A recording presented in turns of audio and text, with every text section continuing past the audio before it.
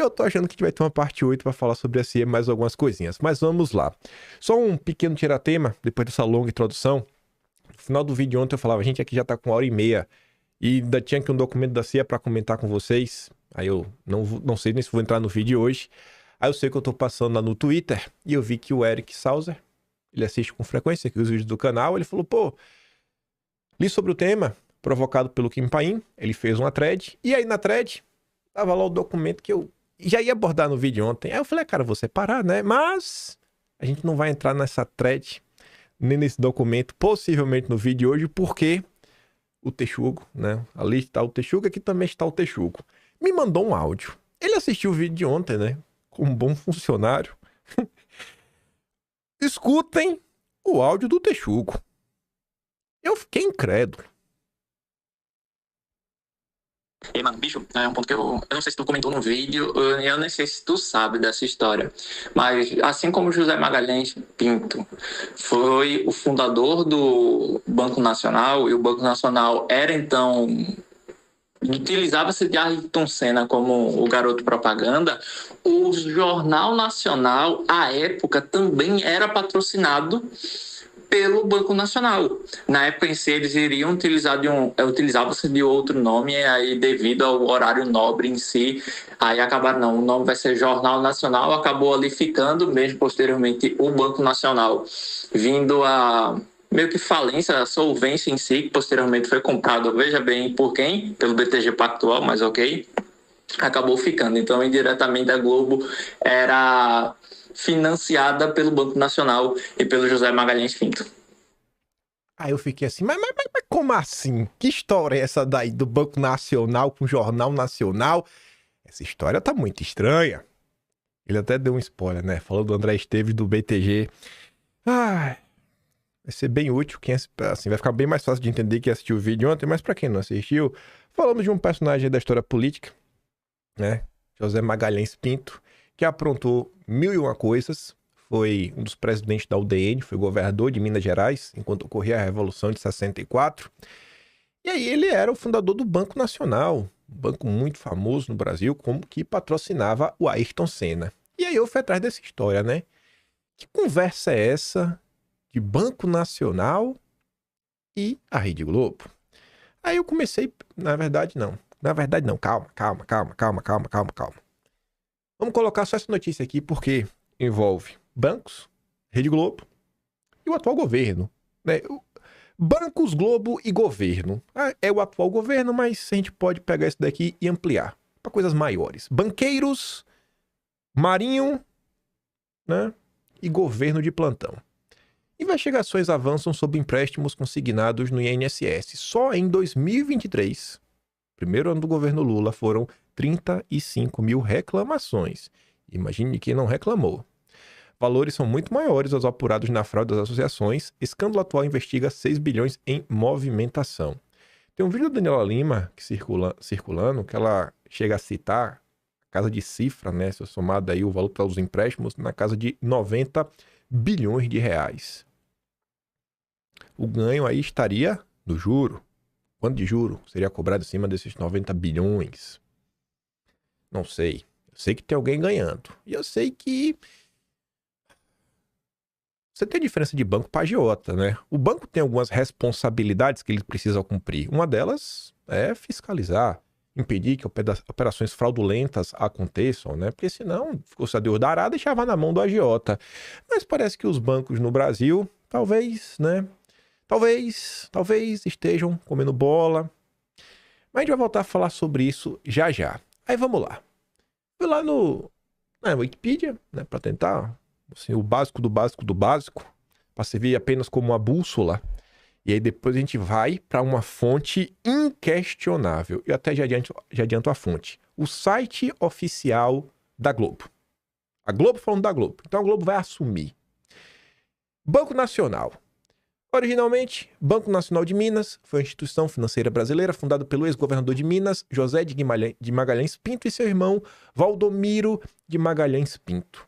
O Banco Nacional foi o primeiro patrocinador do Jornal Nacional da Rede Globo, originando até mesmo o seu nome.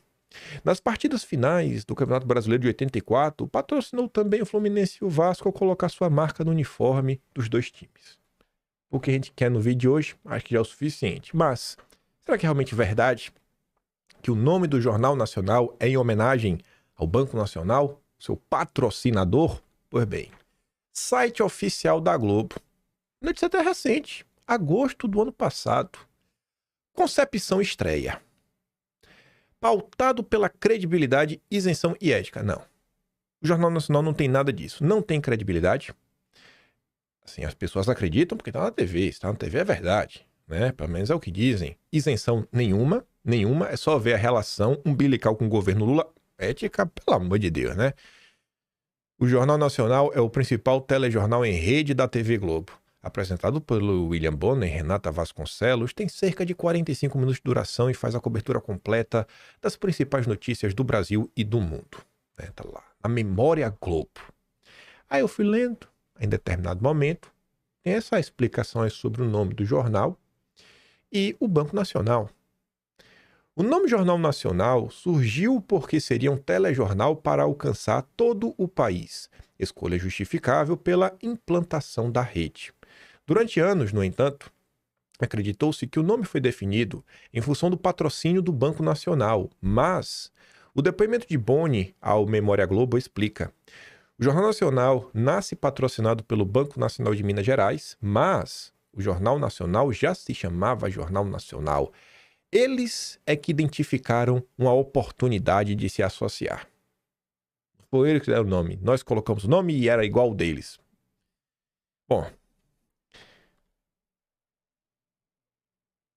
era comum nessa época que os programas jornalísticos fossem patrocinados por empresas privadas.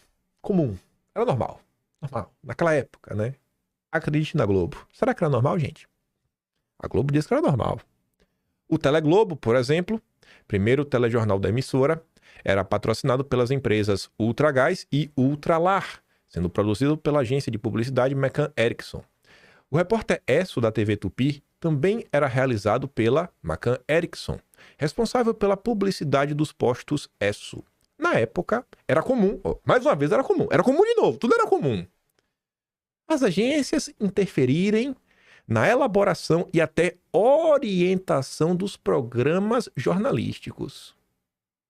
Com o Jornal Nacional foi diferente, será? Vocês acham normal? Não era normal, agência de publicidade ditar o tom das notícias. Eu não sei se isso é normal não, viu, Globo? Eu não sei se isso é normal não, parece que você quer normalizar o absurdo. É bom.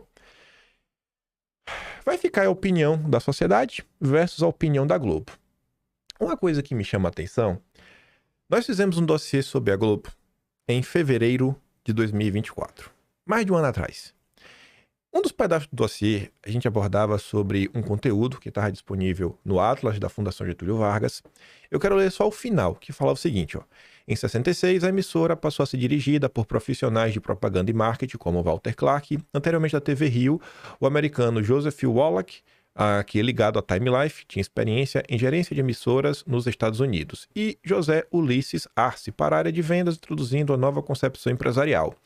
Veículo publicitário por excelência, a programação das televisões era, até a década de 60, decidida e produzida pelos próprios anunciantes.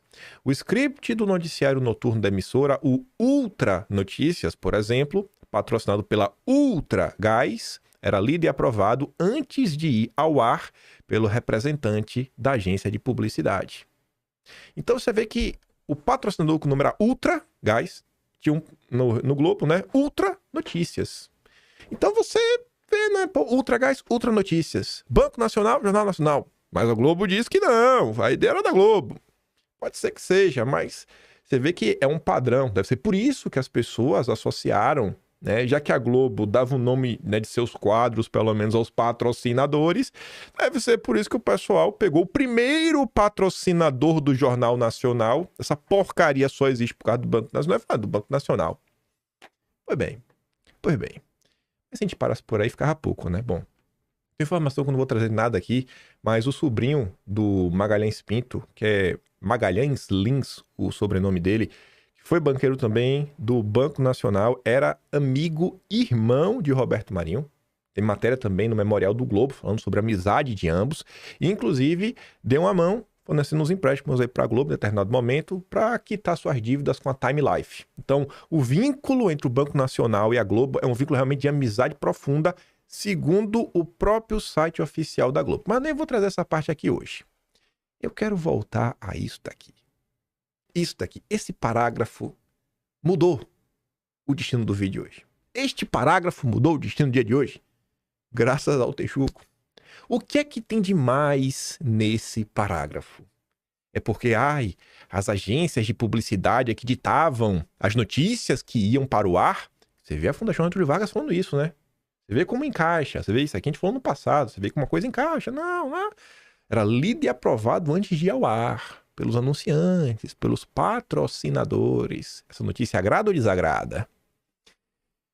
Gente, talvez vocês aí que tenham boa memória e assistiram, inclusive, os episódios desta série, o nome McCann Erickson talvez já esteja girando na sua cabeça, né? Gritando na sua cabeça como uma sirene de ambulância. Alerta vermelho, sim. McCann Erickson. Isso me pegou demais. Teleglobo, primeiro telejornal da emissora. A Globo começa com seu primeiro jornal já patrocinado e sendo produzido pela McCann Erickson. Isso é muito forte. Quem é McCann Erickson? Você que chegou aqui agora não sabe que é McCann Erickson, vai saber. Se você lembra do nome, mas não lembra e consegue juntar as coisas, você vai juntar agora. E se você já sabe, a gente vai aprofundar na confusão. Fazer logo a manchete que aparece a McCann Erickson. 300 milhões de cruzeiros, a verba de publicidade anual distribuída pela McCann Erickson. Quem gerenciava o primeiro jornal do Globo, da TV Globo. Depõe perante a Comissão Parlamentar de Inquérito o senhor Armando de Moraes Sarmento, diretor-presidente da empresa que distribui a publicidade da ESSO. As contradições e a ignorância propositada do homem dos congressos publicitários, a publicidade institucional do Oval ESSO. Peraí, uma CPI, rapaz, que o presidente da McCann Erickson estava lá. O que estava acontecendo? Esse é o assunto do primeiro de todos os nossos dossiês históricos. A CPI dos Rockefeller. Voltamos para ele. Inclusive, a gente abre o primeiro vídeo dessa série falando desse assunto. Para investigar as atividades da Shell e da ESSO no Brasil, que é uma CPI. Aqui são imagens de dossiês anteriores.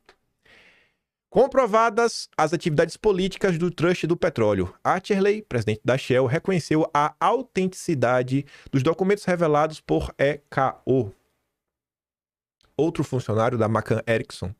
Momento de sensação na comissão de inquérito na Câmara, quando o inglês declarou que a impressionante documentação fornecida pelo jornalista era de fato autêntica. Quer dizer, não, Caô acho que é o jornalista. O que é que essa CPI, no frigir dos ovos, comentava? Que as agências de publicidade, em específico a McCann Erickson, estava atuando ativamente para sabotar a campanha do O Petróleo é Nosso. Toda a propaganda negativa e a espiral do silêncio era por conta do dinheiro dos trusts do petróleo, que era na época basicamente um oligopólio. As 7 irmãs, famosas 7 irmãs, comandavam tudo, inclusive no Brasil. E o Brasil querendo se libertar das amarras internacionais. E a CPI acabou por comprovar tudo isso. Aí, olha como o que a gente abordou no passado, com essa nova informação, que o primeiro telejornal da Globo era gerenciado, deixa eu usar a palavra correta, a palavra precisa, era responsável, era produzido. O primeiro telejornal da Globo era produzido pela McCann Erickson. A empresa central deste escândalo atentatório à soberania nacional. Matéria do semanário de 17 a 24 de outubro de 1957. O impressionante silêncio dos jornais sobre o inquérito da Shell e da ESSO. Vamos olhar só o primeiro parágrafo. É impressionante o silêncio da chamada grande imprensa do Rio e de São Paulo em relação ao inquérito parlamentar sobre as atividades da ESSO e da Shell em nosso país. Quando a CPI da Câmara foi organizada, os jornais ou omitiram completamente o fato, como fez o Correio da Manhã, ou se limitaram a registrá-lo num canto perdido em meia dúzia de linhas, como fez o Globo. A mesma Globo que o seu primeiro telejornal foi produzido pela McCann Erickson, abafou uma CPI que o alvo era McCann Erickson. Shell e ESSO compram o silêncio da imprensa com o produto do roubo. Fraudado o país em bilhões de cruzeiros com a importação de gasolina premium. Gravíssimas revelações feitas na comissão parlamentar de inquérito pelo deputado Leonardo Barbieri. As verbas de publicidade da ESSO vão mesmo para os jornais da Livre Iniciativa, o Livre Mercado, nossos amigos liberais que aceleram as bobagens do senhor Moraes Sarmento e uma curiosa carta do Diário de Notícias. Os trusts dominam a imprensa. E a Globo afirma em seu site oficial, seu primeiro telejornal era produzido pela McCann Erickson. E o Lula vai aparecer nessa história ainda, viu? Calma que o Lula vai aparecer nessa história. O conciliador. Através das empresas de publicidade estrangeiras, né? Através das empresas de publicidade, estrangeiras compram jornais e jornalistas, urge nacionalizar esse perigoso instrumento de corrupção da imprensa.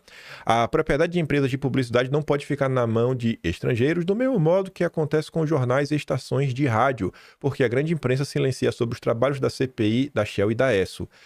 Enfim, aumentou vertiginosamente a verba de publicidade da ESSO na imprensa sadia depois que começaram as atividades desse órgão do parlamento. A publicidade institucional dos trusts do petróleo, quem paga as famosas campanhas da Livre Iniciativa.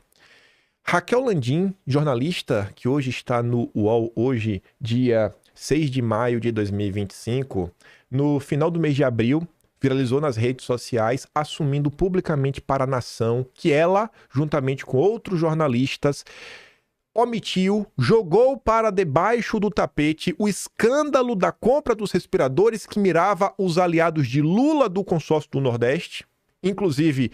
O presidente do consórcio Nordeste da época é o atual ministro do governo Lula da Casa Civil, Rui Costa. E você vê que as práticas de omissão de informações cruciais de CPI se repetem. Se repetem. Se repetem. Pessoas que fingem ser jornalistas seguem acobertando os queridinhos do sistema. Vamos continuar. McCann Erickson. Produzida pela McCann Erickson. Eu tô com a raiva da McCann Erickson. Da Globo eu nem preciso falar. Só expropriando a Globo. Eu já tô pra gritar expropriação. Eu vou virar comunista só pra pedir expropriação da Globo. A Globo não pode ter propriedade privada, não. Pra Globo, não. Pra Globo, não. Eu vou abrir esse precedente. Calma, deixa eu me concentrar de novo. Em fevereiro de 2024, quando nós nos aprofundamos um pouco nessa questão da McCann Erickson, quando fizemos o primeiro dossiê do Dulles, nós abordamos sobre esse trabalho aqui, um estudo. A questão do petróleo e o repórter ESSO, do Luciano Klockner. Que está início. Petróleo e os meios de comunicação. Vou dar uma lida aqui rápido. A ligação entre o repórter ESSO e a campanha O Petróleo é Nosso, deflagrada durante o segundo mandato do Getúlio Vargas, não está apenas no nome do noticioso.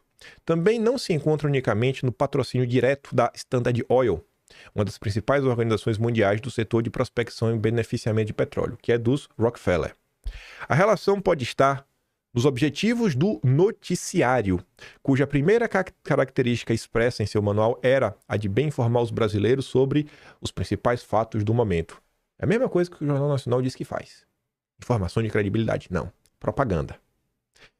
No episódio debatido pelo Congresso sobre a exploração de jazidas de petróleo por empresas estrangeiras, o ESSO assumiu posição, desconsiderou o principal assunto discutido nos anos 50. O noticiário, conforme foi possível verificar nas gravações existentes, não fez qualquer menção ao assunto nem contra nem a favor. Esperar do silêncio. Assim, a imparcialidade, neutralidade estiveram ausentes do ESSO, assim como estão na Globo, que se posicionou através da exclusão, pois uma das principais questões nacionais da época foi suprimida dos noticiosos. Gabas foi suprimido dos noticiários da Globo, assim como os bons feitos do governo Bolsonaro. Assim como Bolsonaro viajava desde 2017, lotando aeroportos pelo Brasil, as ruas, e era silenciado. Ao contrário, os demais informativos da Rádio Nacional, durante o período em que se discutia a nacionalização do petróleo em 52, veicularam, devido a essa campanha, em números absolutos, 750 mil linhas, ou seja, 8,2 milhões de palavras, contra a média de 533.178 mil linhas, equivalente, blá, blá, blá, né, dos anos 51, 53, 55, 54. No entanto, se as notícias sobre o setor petrolífero brasileiro eram filtrados no ESSO, alguns acontecimentos relacionados à nacionalização do petróleo em outros países eram liberados e veiculados sem problemas.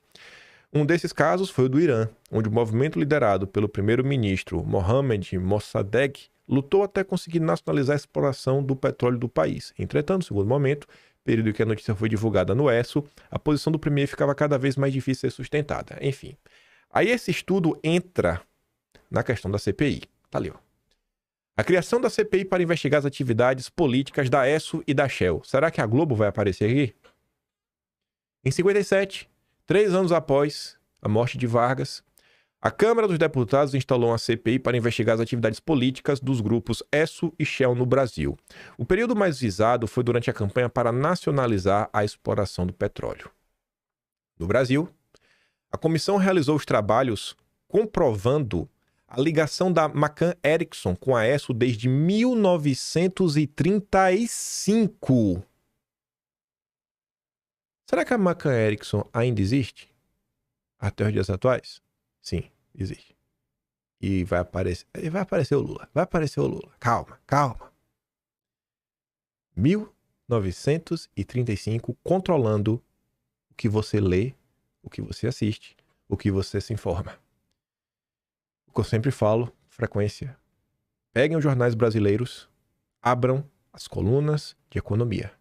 Você não vê ninguém discutindo nada que vai melhorar a sua vida. Não tem nenhuma discussão sobre como avançar com infraestrutura, como melhorar com infraestrutura, alguma grande obra sendo produzida. Nada. Zero. Alguma coisa relacionada a aumento de salários, redução de carga horária. Nada. Nada. Absolutamente nada.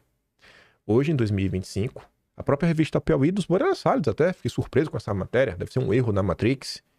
Eles provam por A mais B, que pelo menos 8 de cada 10 notícias dos maiores portais do país, né? Na verdade, 8 a cada 10 dos grandes sites que cobrem, principalmente questão do mercado financeiro, estão sob propriedade de bancos, casas de investimento, né? E grupos ligados ao mercado financeiro. O mercado financeiro é dono da imprensa. E os que não são donos, né? Não são de propriedade de mercado financeiro, o mercado financeiro patrocina. Mudou nada. Não mudou nada. Enfim, desde 1935, e a distribuição de verbas destinadas de forma praticamente exclusiva aos veículos que se posicionaram a favor da multinacional e contra a nacionalização da exploração do petróleo.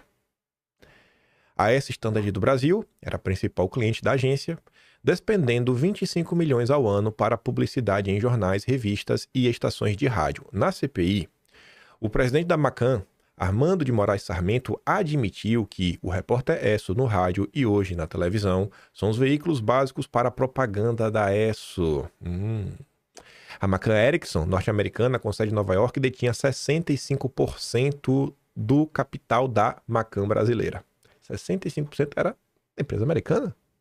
No Brasil, a agência administrava 340 milhões de cruzeiros anuais, distribuídos em campanhas publicitárias de empresas norte-americanas instaladas no país como GM, Anderson Clayton, Colinos, entre outras. Só tinha propaganda se você rezasse a cartilha da McCann Erickson. Em 56, esta quantia equivalia a 5% do total de publicidade no Brasil, próximo a 9 bilhões de cruzeiros, o que fazia da McCann a maior agência de publicidade do país. A conclusão da CPI dos grupos ESSO e Shell, a projeto de resolução número 190, iremos ver esse documento na íntegra, não na íntegra, só vou destacar alguns pedaços. Ocorreu em 21 de janeiro de 1959, com publicação nas páginas 793 a 799 do Diário do Congresso Nacional de 30 de janeiro do mesmo ano. Na época, companhias estrangeiras, ESSO, Shell, Atlantic, Gulf e Texas, detinham 99% do mercado de distribuição de combustíveis. Eles tinham 99% da distribuição no Brasil. Vocês acham que eles iam querer um concorrente? Ainda mais um concorrente estatal? Temos que privatizar. É livre concorrência. É só ter concorrência, né, que resolve. Não significa que você também ter uma empresa estatal vai resolver muita coisa, mas você vê que no final do dia, o fato de ter mais de uma empresa não significa que você tem uma concorrência verdadeira. Você tem um cartel, que é o que acontecia no Brasil. Os jornais da grande imprensa ignoraram a comissão. No relatório final, os parlamentares defendem uma estrutura legal que coíba as interferências do poder econômico na área política e confirmam o poder dos trustes petrolíferos no Brasil. A comissão tratou também dos valores envolvidos em transações do gênero e da repercussão em outros países. Os deputados lembram, no 4º capítulo, que o artigo 160 da Constituição Federal vedava a propriedade de veículos da imprensa nacional a estrangeiros, mas observam que o propósito era parcialmente atendido, pois foi menosprezado o fator econômico, que por si só pode transformar, sob certos aspectos, a liberdade de imprensa em conceito vazio de significado. Os parlamentares se referiam justamente à distribuição de verbas por parte das agências aos veículos que melhor lhe aprovessem. Se você não tem dinheiro, você não consegue ficar em pé. E só tem dinheiro se você rezar cartilha. Deste modo, muitos veículos e jornalistas da época temiam a retirada de publicidade de uma grande companhia, pois ameaçava o emprego destes e a própria sobrevivência da empresa jornalística. Estabeleceu-se uma espécie de censura interna em que alguns assuntos eram esquecidos para não causar problemas. Os jornais que recebiam da ESSO via agência em 56 e estavam contra a política nacionalista de exploração do petróleo eram, no Rio, Correio da Manhã, Diário da Noite, o Globo. O Globo! A Globo, amiguinho! Tribuna da Imprensa, O Dia, Jornal do Brasil, Luta Democrática. Em São Paulo, tu achou que o golpista do Júlio de Mesquita Filha tá de fora? Tá ali, o Estadão, o veículo mais golpista da história desse país. A Gazeta Folha, né? Foi da manhã da tarde. Estão aí até hoje. Tá vendo aí o que é jornalismo de verdade? É receber dinheiro pra falar o que querem.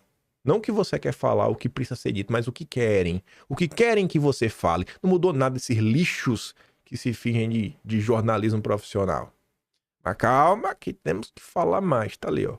Como o documento falava, janeiro de 1959, das páginas 793 até a 794, ele falou? Ali tá 97, nem sei se acho que deve ter uma página depois.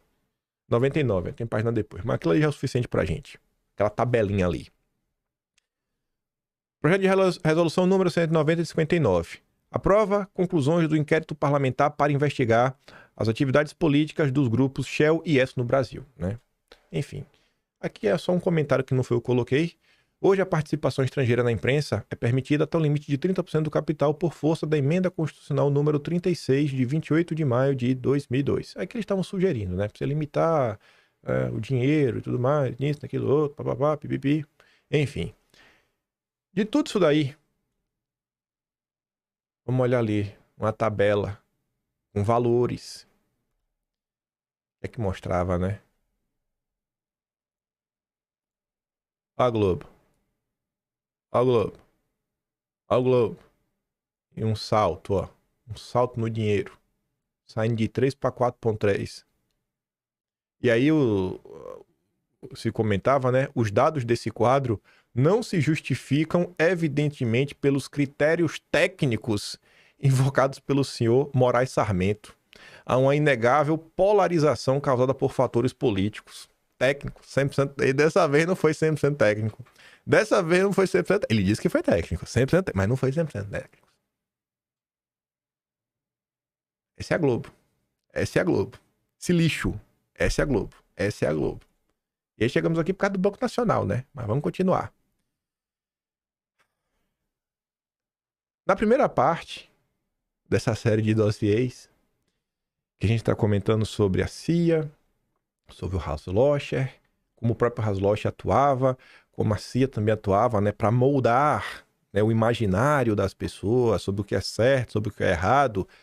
A gente acabou por abordar esse estudo aqui do Santo Mauro para falar não da USAID, mas da USIA, que é United States, né, Estados Unidos, a Agência de Inteligência. Não é a Central de Inteligência, que é a CIA, né? É a Agência de Inteligência. A USAID é Agência de, não sei o que lá, de desenvolvimento, né? De incentivo ao desenvolvimento, um negócio desse. É a USIA. É de inteligência, ligada ao governo norte-americano. E o estudo lá do Santo Mauro, o que é que ele comentava? Em listagem secreta da USIA de 1958, indicavam-se os jornais e revistas mais importantes do Brasil com quem a agência poderia contar. Quem a USIA podia contar? A Globo, primeiro lugar. Primeiro lugar. E era de maior circulação até o momento.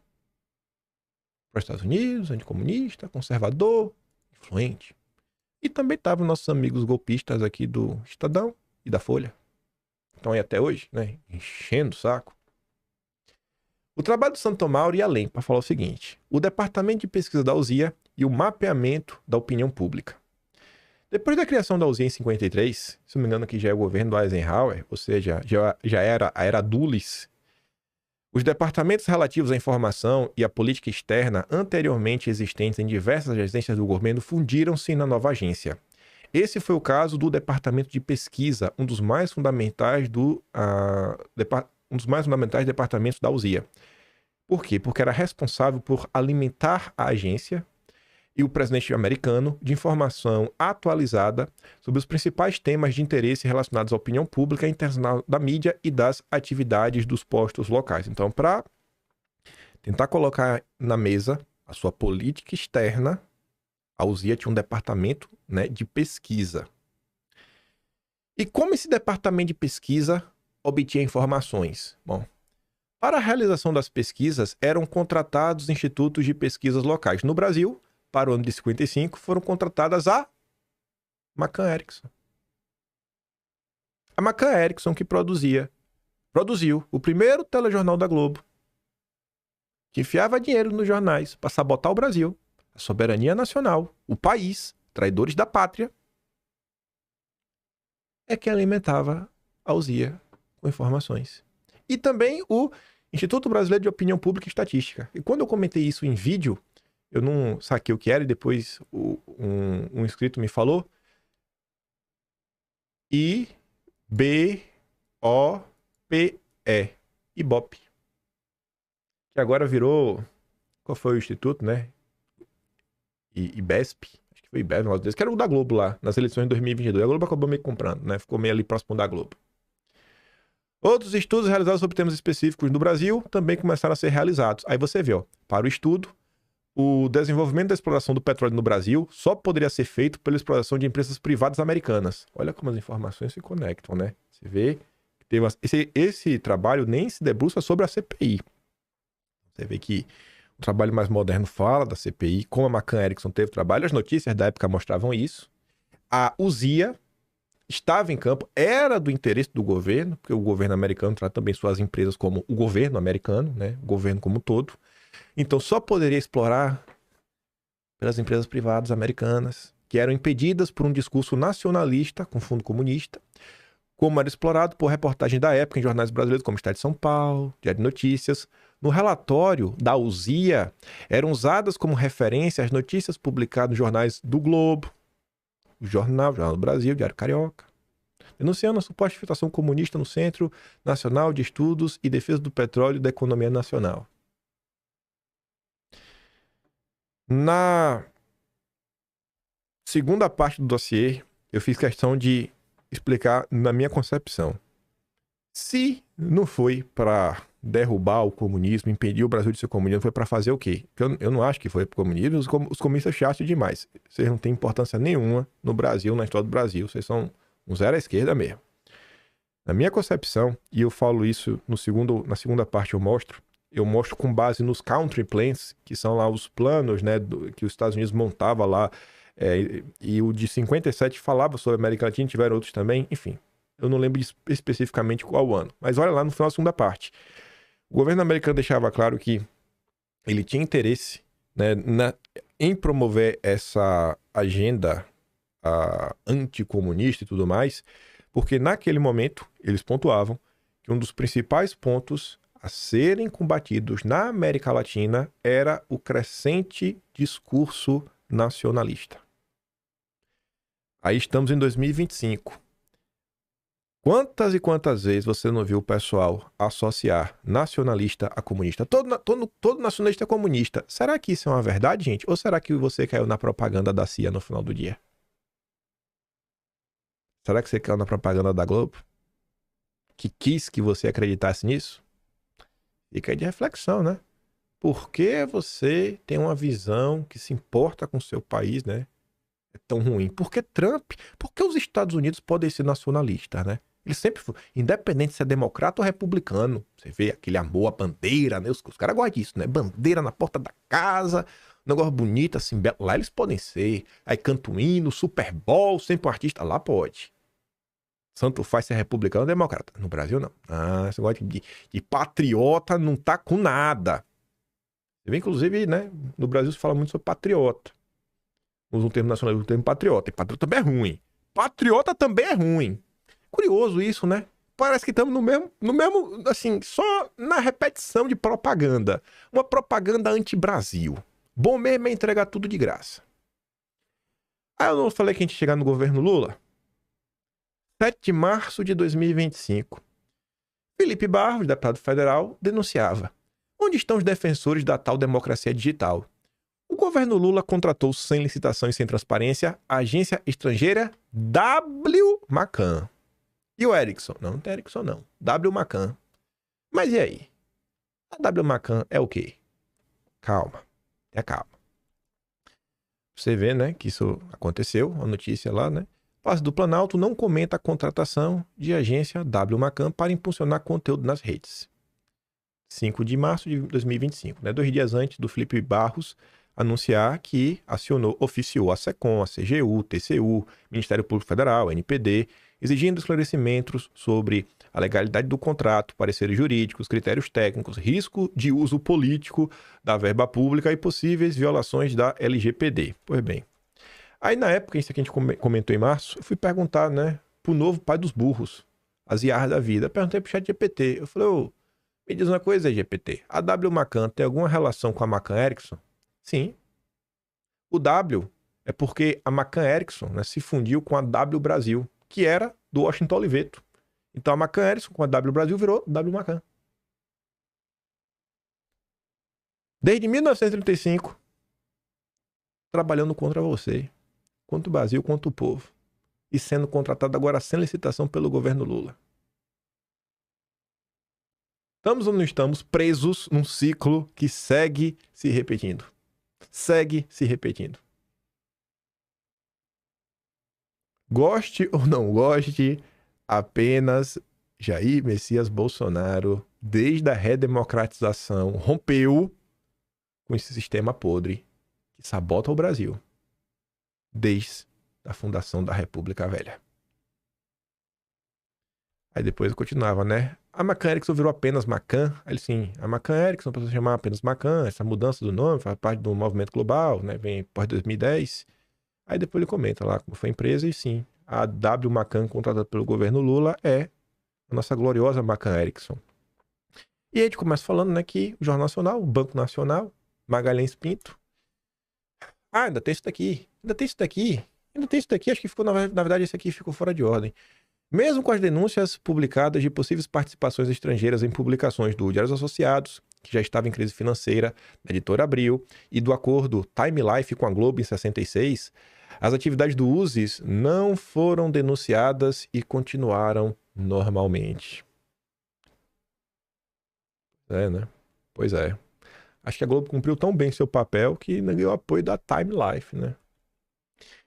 E aí, como o Texugo já tinha dito no áudio dele, Magalhães, lá atrás tínhamos o Magalhães Pinto, agora temos o André Esteves.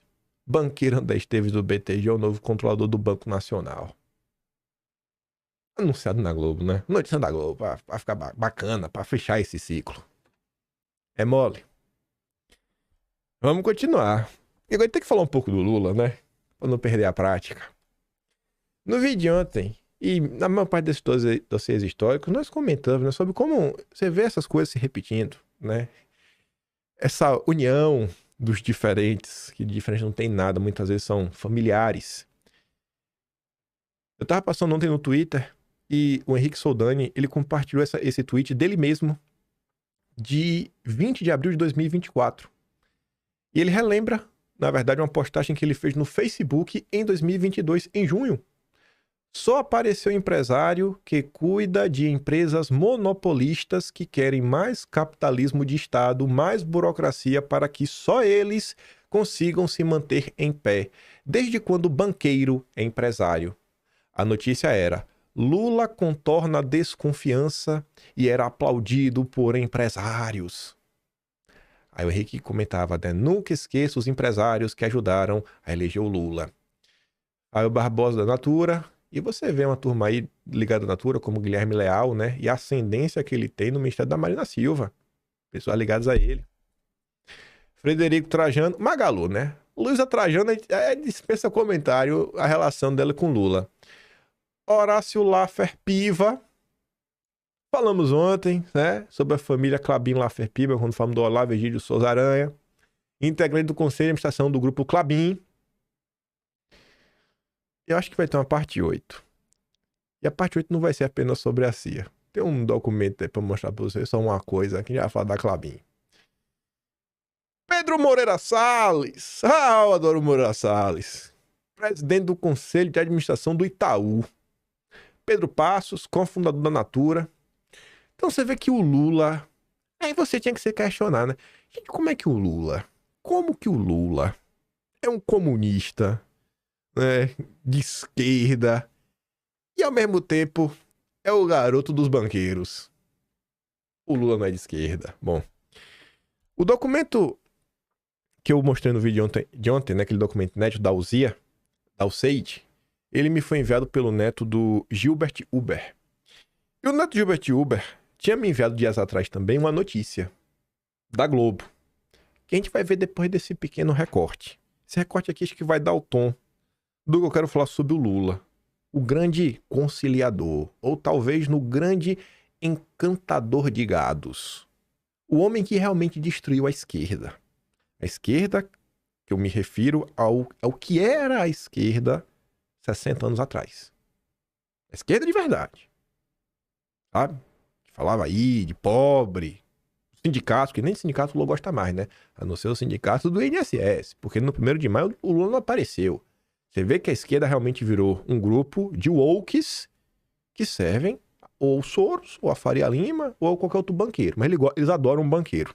Bom, esse rapaz aqui é de esquerda, então vou deixar um cara de esquerda chateado com a turma da esquerda.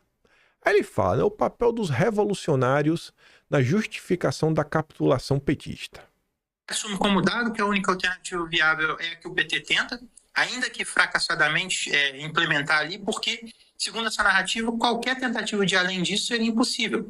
É a velha ideia de que se não for revolução, então só nos resta um reformismo rebaixado, ou pior, um pseudo-reformismo como o petismo. E aí, o problema é que esse tipo de avaliação, esse tipo de reflexão acaba aprisionando o pensamento crítico da esquerda.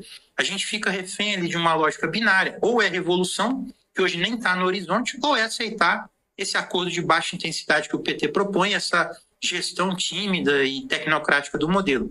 E esse é exatamente o discurso que o próprio PT usa para se blindar de crítica. Quando você aponta os problemas, a resposta vem rápida. Vocês querem o quê? Uma revolução? Essa chantagem emocional, ela alimenta a passividade, legitima o imobilismo e resigna uma parte expressiva da esquerda brasileira a continuar aceitando os limites do sistema sem sequer tentar alargar eles. O resultado... Vocês querem o quê? Vocês querem a revolução? Ah, o PT tá ruim. Cara, tá ruim porque vocês querem a revolução? Mas a revolução tem como fazer isso. Não é realmente tem como fazer a revolução. Aí o pai tá tentando. Mas tá tentando. Então, assim, não reclama. Não cobra. Coloca a esquerda assim, ó, em banho-maria. Gente, olha só, não precisa gostar da esquerda pra lembrar que lá atrás a esquerda invadia tudo, quebrava tudo, não faz mais nada hoje. Mais nada. O pessoal agora só se revolta com...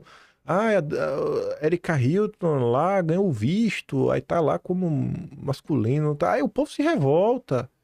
Aí o cara lá, não sei, são umas bobagens. Aí é show da Lady Gaga. Aí, meu Deus, esses são uns absurdos. É o que se tornou a esquerda. Você fala, o que tá acontecendo? Não, mas é porque não dá pra ser revolucionário. Tá, mas não tem algo melhor que o PT, mas sem ser revolucionário? Não dá pra gente cobrar um pouquinho a mais?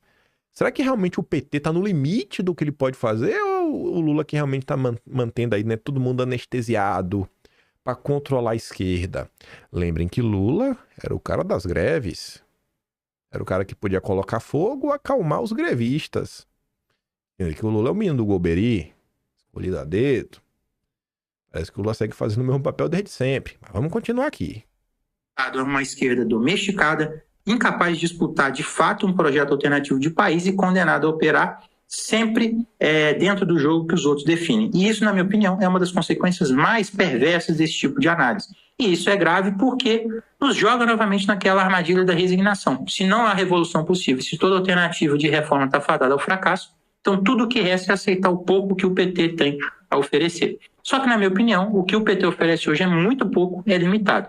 E o mais frustrante é que poderia ser muito mais mesmo dentro dos marcos da institucionalidade existente. Eu reconheço os limites da democracia liberal, não estou romantizando as instituições, não as considero neutras, mas o fato é que esses limites sequer foram tensionados de verdade pelo PT e nunca foram realmente colocados à prova nesse ciclo. E talvez este seja o maior problema. Ao recusar outras possibilidades de avanço político, mesmo dentro do jogo democrático, parte da esquerda brasileira, muitas vezes de forma involuntária, contribui para reforçar o discurso de que não há alternativas. Um discurso que, ao fim, só serve para justificar a paralisia. E curioso que no fim do vídeo tá o Senna, né? O Ayrton Senna. O vídeo vai se conectando assim em camadas que até eu me surpreendo. Ah, tá aberto no computador. Tá aberto no computador. Eu tava em busca da notícia sobre o Collor, mas tá aberto aqui no computador. Ó, aqui, ó.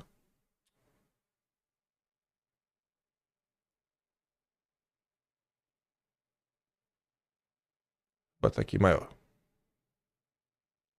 Tá até rápido o site da Biblioteca Nacional. Só porque é reclamar da velocidade dele, que ele sempre demora.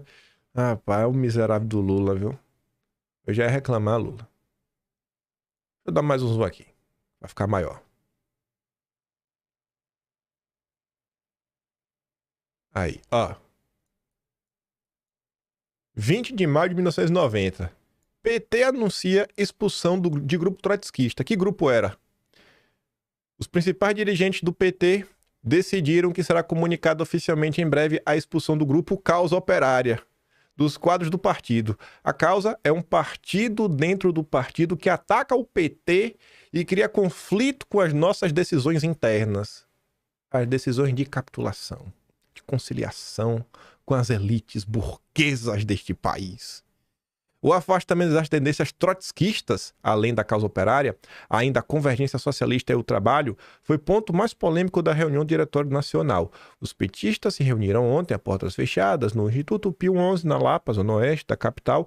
Participaram também o Lula, o vereador Suplicy, né, Eduardo Suplicy, presidente da Câmara Municipal de São Paulo, e o economista Luiz Mercadante. A história do PT... No final, né, do regime militar, você tinha que unir a esquerda. Era um negócio controlado. O Golbery queria colocar todo mundo juntinho num lugar só. Então o Golbery, querendo ou não, os petistas podem negar, é o cara ali que fala, cara, ele molda na ideia o que é o PT. Aí você juntou uns 9 grupos diferentes, umas 9 alas diferentes, que inclusive a gente comentou ao longo do mês de abril de 2025, tô citando assim ano, porque não sei, vai que o cara seja vídeo aqui daqui a 2 anos. Em abril de 2020, a gente citou várias notícias que saíram na imprensa mostrando como o PT estava numa briga interna para a sua sucessão, onde você tinha um candidato mais à esquerda cobrando que o PT caminhasse mais para a esquerda, como Washington Quaquá, e também o Rui Falcão, cada um de uma tendência diferente. Você tinha o Romênio Pereira, você tinha o Walter Pomar, ou seja, 4 tendências diferentes, e você ainda tinha o Edinho Silva. O candidato do Lula, que foi o único candidato que participou do dia do BTG, o BTG Macro, o evento da BTG, e que foi levado pra Globo pra defender o Lupe no escândalo do INSS. Pré-candidato, não é nem candidato, nada. E é o cara, bem, né? Era chamado de irmão de alma do Carlos Gabas. Você encontra na imprensa isso. E teve uns respiradores que eram pra chegar lá, né? Na cidade do Edinho Silva e não chegou. No escândalo que a gente acabou até de citar. Então você realmente vê isso daí. O Lula, ele conseguiu unir os diferentes. Tanto que o pessoal hoje em dia... O pessoal é uma dissidência do PT. Que começa quando o Lula toma posse. Por quê? Também tem dossiê sobre isso. Eu acho que foi no mês de julho de 2023. Que eu tento falar assim, cara, como é que nasce aquela foto do Lula com Soros e com Palocci? No ano 2000, os petistas criaram no Brasil o FSM, Fórum Social Mundial. A ideia desse fórum era bater de frente com o Fórum Econômico Mundial. Inclusive aconteceu no mesmo dia, no mesmo momento, era para bater de frente com o imperialismo. Lula se elegeu. Você pega as notícias da época, a gente... Já estamos aqui, né? Vou até dar uma pause. Peraí. Pois bem, foi em agosto de 2023. Você pega lá o Atlas. FHC e Lula, os pais do entreguismo. Esse é descendo lá. Tá comentando várias coisas, né? Como o FHC lidava com as ONGs. Organizações neogovernamentais, né? O avanço da direita ameaça velha turma da terceira via. Essa notícia é de hoje, né? Deve ser. É de hoje, né? O avanço do bolsonarismo mingua, né? A União Progressista, a nova arena daí. Que notícias que envelhecem bem. Meu Deus do céu, como essas notícias envelhecem bem. Enfim, uns textos do Olavo de Carvalho, já abordou na época, para mostrar, né, o que era. Enfim, aí chegamos aqui, ó. 27 de janeiro de 2003. Soros afirma agora que o governo do PT tem de dar certo. Falou isso depois de quê? Depois de apertar a mão do Lula e sentir esse bafo gostoso de quem bebe água mineral. Água mineral. Que o Lula só bebe final de semana e com amigos. Com o Soro não ia beber jamais. Nem para ir pro Fórum Econômico Mundial. Olha o Palocci ali do lado, ó. Enfim, aí eu comentava, né, ali, ó, 26 de novembro de 2000, Fórum Social Mundial. A Luiz Mercadante lá comentando, fazer frente, né? Aqui, ó. É nesse contexto que surge a ideia de, como contraponto ao Fórum Econômico Mundial, realizar anual simultaneamente a reunião que representa os interesses dos povos e processos de globalização, né? O Fórum Social Mundial. Enfim, aí o Lula toma posse. Seria a primeira vez que um presidente iria para esse fórum. Olha o peso que o fórum dos petistas teria para combater o imperialismo. Aí você vê, ó, governo defendida de Lula a fórum em Davos. Olha, não dá para fazer revolução. Calma, esquerdeiros, aceitem. A gente acabou de chegar na presidência, tem que fazer política de boa vizinhança. Aguenta aí que a revolução vai vir. Dá mais um tempo aí pro PT. Não tá na hora. Aí começa a aparecer, né? Os pragmáticos do Planalto, a turma atualmente do Edinho Silva, do Haddad, que adora um banqueiro. E aí o pau começa a torar. 5 dias depois, militantes anti-globalização e MST pedem a Lula que ele não vá para Davos. Não vá, Lula! Viagem de Lula a Davos, eleição no Senado e reformas dividem o PT. O bicho já tava pegando. Aí o que aparece na divisão? A ala radical do partido... olha como é a imprensa, né? Se você está contra o Soros, o Klaus Schwab, você é ala radical. Quem é a ala democrática do PT hoje é a ala do PTG, da Febraban. A ala radical do partido defende a presença de Lula apenas no Fórum Social Mundial em Porto Alegre. Ir a Davos seria a legitimação de um modelo que nós criticamos. Argumentou quem? Heloísa Helena. Heloísa Helena saiu no céu do PT. Por quê? Porque não aceitou a traição de Lula. Glauber Braga, em 2025, estava para ser caçado. Qual foi um dos temores, inclusive notícia da imprensa? Esse aqui tá fácil. Tá fácil porque tem um tema só disso aqui. Prints, 2025, abril, que é do atrás de abril, né? Que vai ser feito. Direita e esquerda, eleições. Tema, cassação, Glauber Braga. Aqui. Risco Heloísa Helena com ameaça, mandato de Glauber assusta aliados de Lula. Mesma peça. Vamos voltar pro Atlas. Enfim. Aí tava lá, ó. Petistas critiam a decisão de Lula de viajar a Davos. Acho que aqui é do Emi Sader. Tenho quase certeza que o Emi Sader aparece nessa matéria. Lula está mais próximo de Davos do que de Porto Alegre. Por fim, como vocês já viram até pela foto, né, Lula foi a Davos. Os anos se passaram, Lula demonstrou ser um vassalo do globalismo, um traidor da própria esquerda, pelo menos a esquerda que guardava dentro de si algum amor pela soberania nacional.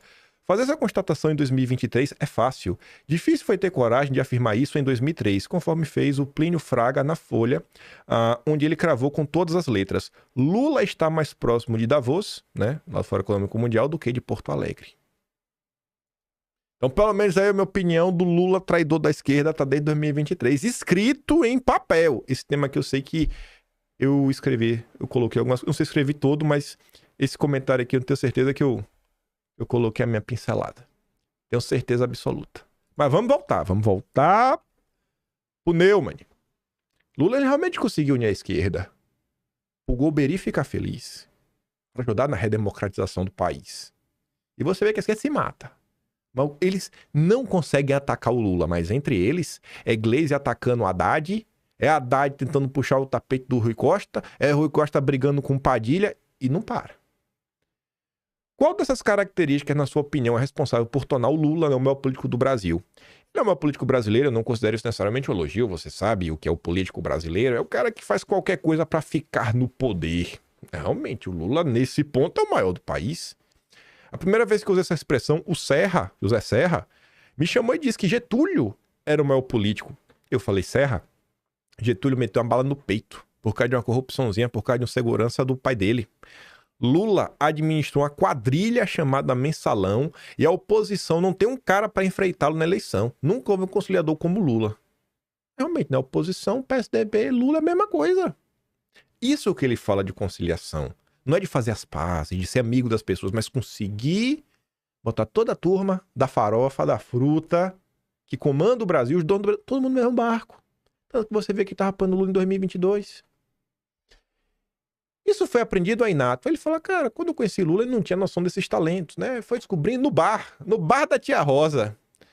O PT que Lula fundou é a soma dos sindicalistas autênticos, a igreja progressista e a esquerda armada. Realmente, é um mix. Todos esses setores tinham como plano usá-lo para chegar ao poder, mas foi ele quem acabou usando todos eles? O Lula que acabou usando essa galera? Eu defendo isso no livro. Primeiro, o Golbery pensou que ia dominar o Lula. A igreja tentou usá-lo, mas na primeira oportunidade, Lula jogou a esquerda para escanteio, escolheu como vice o Zé Alencar, que era do PL, representou de partido evangélico. Agora meteu Alckmin.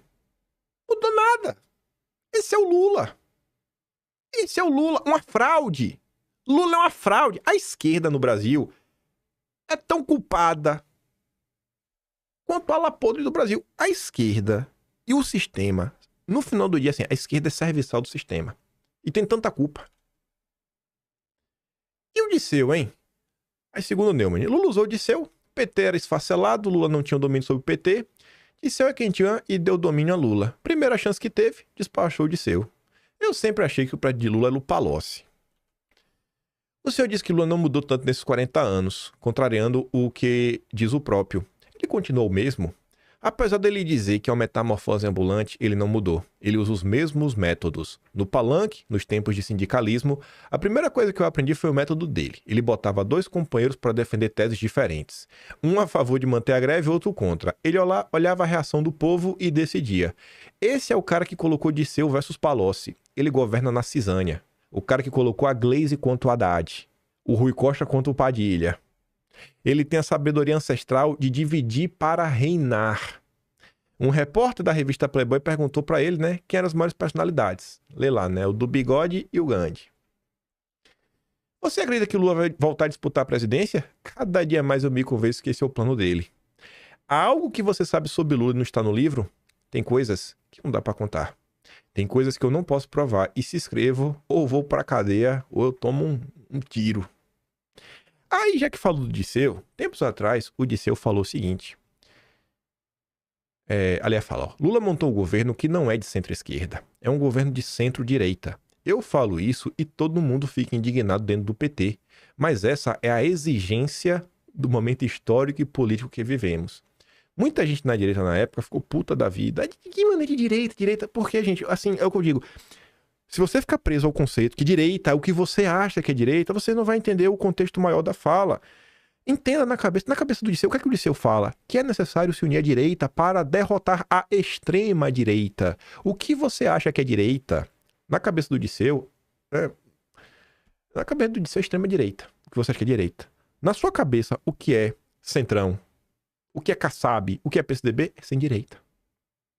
Se você ficar preso ao termo, sem tentar compreender o que é que o interlocutor quer expressar ao utilizar esse termo, você vai ficar assim, ó, boiando. Aí esse portal de esquerda, Nexo, chamou pessoas famosas aí do meio intelectual para questionar isso, né? Analistas, políticos. Afinal, o governo Lula está mais à esquerda ou mais à direita? Aí eu fui pegar alguns comentários, né? Você vê, ó. Paulo Nicole Ramires, cientista político, professor de Sociologia da SPM. Parte pragmática converge para a direita. O que Dirceu quis dizer é que, observando o fato que Lula tem um pequeno número de congressistas no Congresso, ele se vê obrigado a fazer alianças para fora do escopo da esquerda. Não vai fazer revolução, tem que se contentar. Aí traz o MDB, o PSD, né, o PP, até o PL, na questão da reforma tributária, como ele coloca ali. Outro detalhe importante é que o governo, para aprovar a reforma tributária, teve que atender muitos interesses de bancadas como ruralistas e industriais. É claro que o governo Lula mantém a essência na esquerda, mas a parte pragmática, política, acaba convergindo para isso. Na hora de trabalhar, trabalha em favor do sistema. Lê direita como o sistema. O sistema. Eu vou trocar a partir de agora direito para o sistema, até o fim. Definição de governo está em aberto. Embora o lulismo, enquanto fenômeno político, tenha se pautado desde sempre por uma conciliação de classe, né, interesses, partidos e grupos políticos, talvez esse seja o escopo de aliança mais heterogêneo que Lula já produziu. É difícil fazer uma avaliação... Quem é esse cara que falou? Ivan Henrique de Matos Silva, professor de Ciência Política da Unifap. Qual é a linguagem? Essa Federal Amapá e vice-coordenador do Laboratório de Estudos Geopolíticos da Manhã Legal.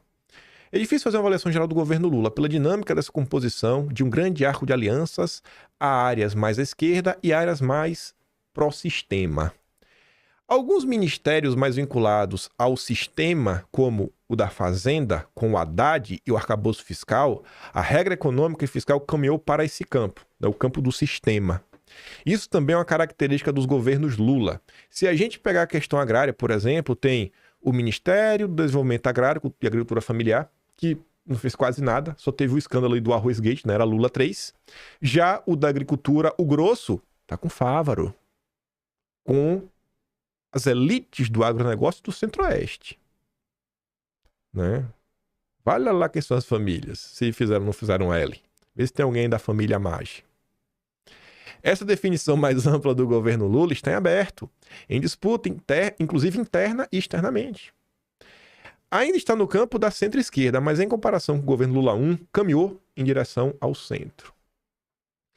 Aceno ao sistema é para buscar governabilidade, disse Viviane Gonçalves, doutora em ciência política pela UNB. Desde a campanha eleitoral de 2022, já era sabido que a chapa Lula-Alckmin buscava uma frente ampla, a começar inclusive por sua própria Constituição. Depois eu vou ler o resto, né? Governo é sim de centro-direita, de sistema. É o governo de ser sistema, de Luciana Santana, doutora em ciência política pelo FAO. Assim como o primeiro e segundo mandato, é um governo que reúne forças da esquerda e do sistema. Apesar de Lula se localizar do ponto de vista ideológico na centro-esquerda, você vê, né? Como eles falam do Lula centro-esquerda, eles nem chamam Lula de esquerda. É um governo que aglutina forças da esquerda até o sistema. Não há coesão desses polos. É um governo que gravitaciona no centro e é constrangido pelos polos. Desde 2002, Lula colocou como vice um ator do sistema, José Alencar. Dessa vez, ele precisou ampliar ainda mais as alianças após ganhar a eleição. Dirceu está correto quando pensamos pragmaticamente a composição. Se contarmos o peso eleitoral de partidos de esquerda que estão no governo, ele é muito menor do que o sistema. Do ponto de vista da denominação, a gente poderia dizer que o governo é de centro-direita. E até das pautas. O que saiu e o que é prioritário? Reforma tributária? Arcabouço fiscal? São muitas pautas de interesse do sistema, né? O arroxo no BPC.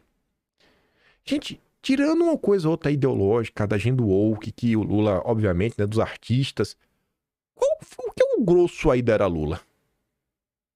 É uma preocupação apenas com o sistema financeiro, e com aumentar juro. É juro. Deve ser de ontem. Banco Central se reúne nesta semana e o mercado prevê Selic a 14,75% a ano. Ganhar dinheiro sem fazer nada. Rentismo. Rentismo. Bancos. Nenhum setor lucrou tanto e esteve envolvido em tantas confusões no governo Lula como os bancos. Porque todas as operações financeiras dependem de bancos. Cabe aos bancos também notificar transações suspeitas, atuar contra fraudes. Aí eu trago mais uma vez o Fred Krepp, que estava falando no vídeo, compartilhando o Marcelo com ele tudo Ciro Gomes. Bom dia, isso é crime contra a economia popular, seus cidadãos e as contas públicas. O Brasil é uma nação assaltada diariamente por todo lado. O mercado não prevê nada, foi o próprio Banco Central que indicou o aumento. Agora, não deixa de ser curioso que o Banco Central de Lula praticando juros mais altos do que o do Campos Neto. E a esquerda quase toda em silêncio. Porque esta é a função do Lula. É trazer paz para o sistema frente à esquerda.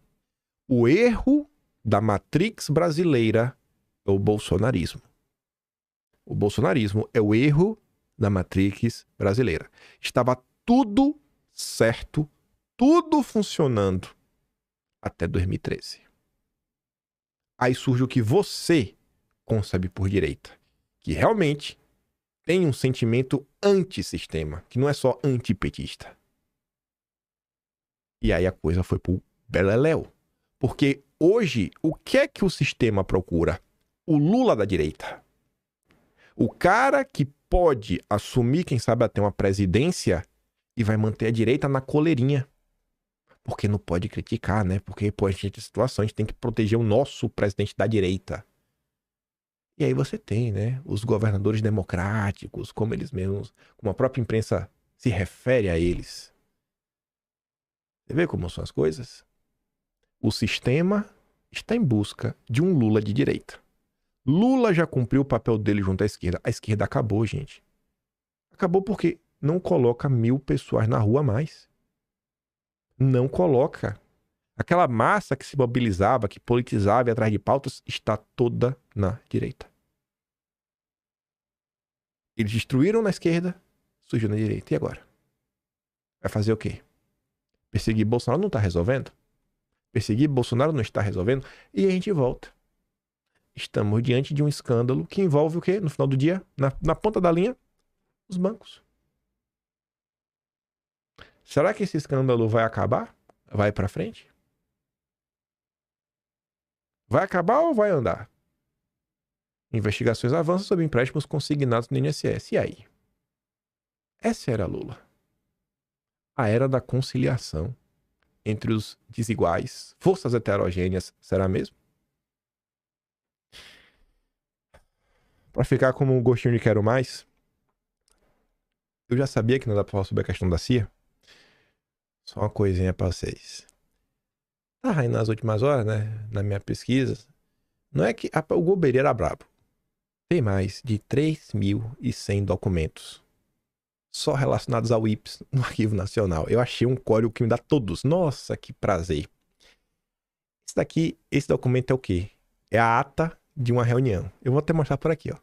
Reunião da comissão editora do IPES. Veja quem não pôde ir nessa reunião, mas estava em outras. Israel Klabin. Eu não falei que a gente ia voltar a falar da família Klabin? Israel Klabin, que nos anos 70 estava no evento do Clube de Roma com FHC, ou seja, anos depois. Junto também com o Celso Laffer. Rui Gomes de Almeida, Glicon Paiva, que está nas primeiras partes do nosso dossiê, falamos muito deles. Augusto Trajano Azevedo Antunes, peça central na trama do Dulles. Peça central na ICOME, Hannah Mine, Antônio Osório, Dário Magalhães, Zulfo Malman, enfim.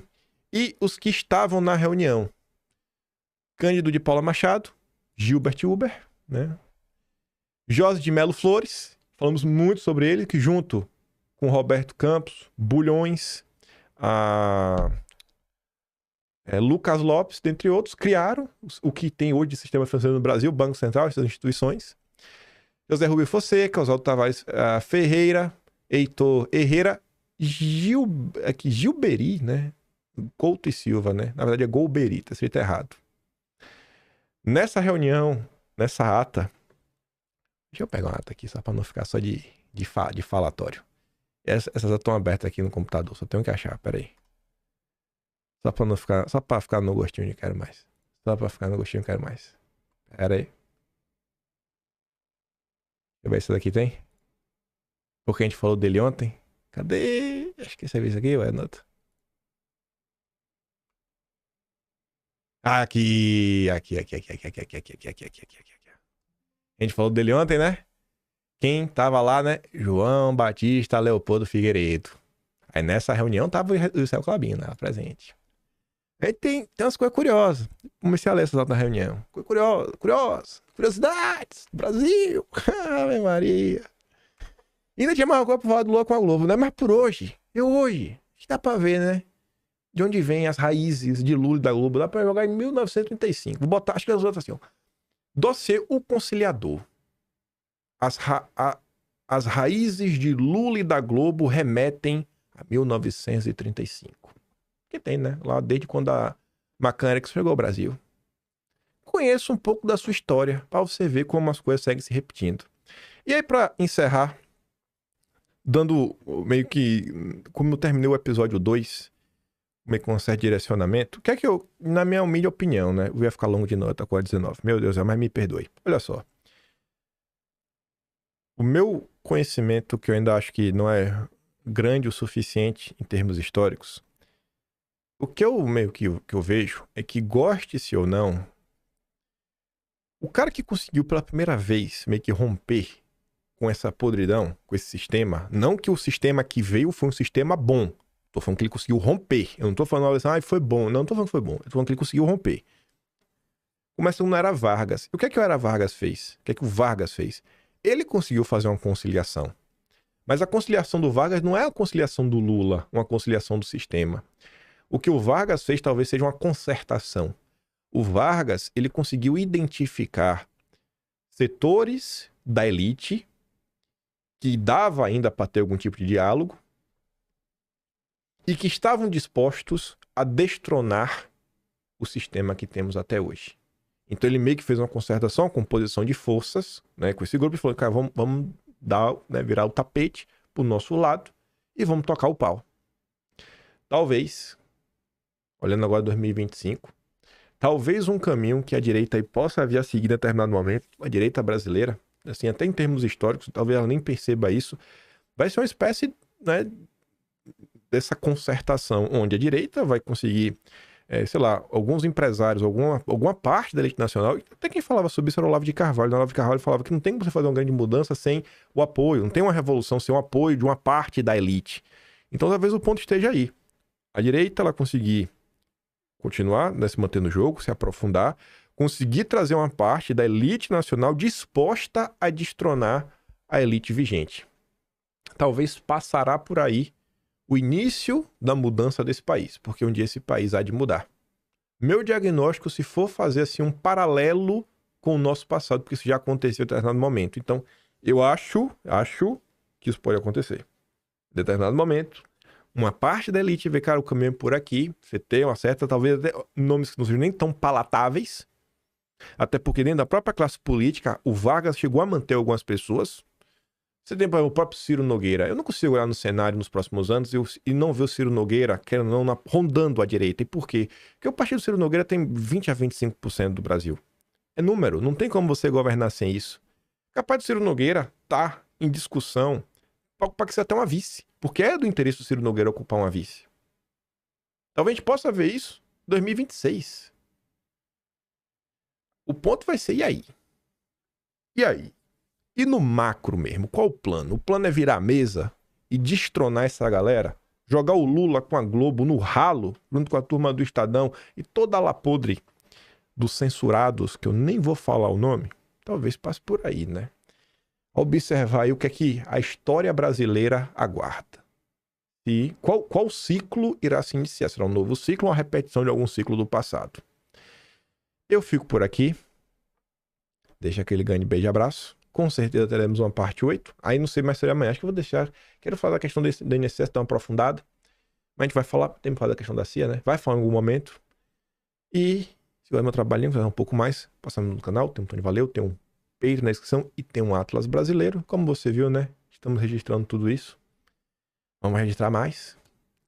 Kimpai.com.br. Quando acabar a era Lula, vou juntar só os dossiês históricos, que são vários. Quem sabe a gente fazer um livro, só com os dossiês históricos. Juntar todos, porque tem notícia que vai sendo retroalimentado ao longo do tempo, né? E a gente contar toda essa história. Aquele grande beijo e abraço. Vejo vocês amanhã. Tamo junto. Valeu, meus amigos. Fui!